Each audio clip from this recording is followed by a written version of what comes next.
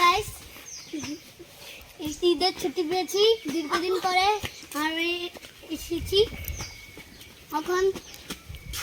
আমি অসুস্থ নিয়ে আমি রুটি বানাচ্ছি। দেখুন, এটা হলো মামার বাড়ির পুকুর। আমাদের এদিকে মাছ ধরা হবে। অলরেডি অনেক মাছ ধরে ফেলছে। দেখুন, মাছ ধরার জন্য সবাই প্রস্তুত হয়ে নিচ্ছে। আর এই পুকুরে মাছ ধরা হবে। যদি আপনারা এদিকে না দেখুন, মামার বাড়ি কত মজা।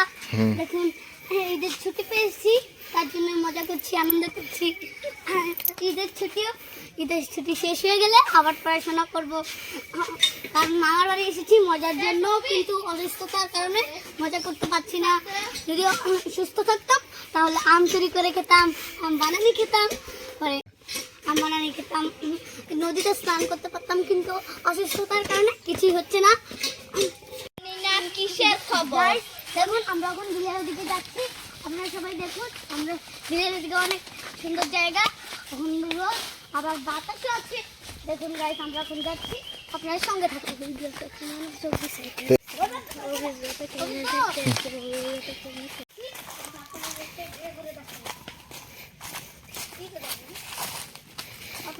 দেখেন গাইস, এগুলা হলো আমার বাড়ির গাছ। এদিকে আম ধরে, আবার এদিকে আম ধরে, সব কিছু ধরে, কিন্তু আমরা অসুস্থতার কারণে আমরা কিছুই করতে পারতেছি না।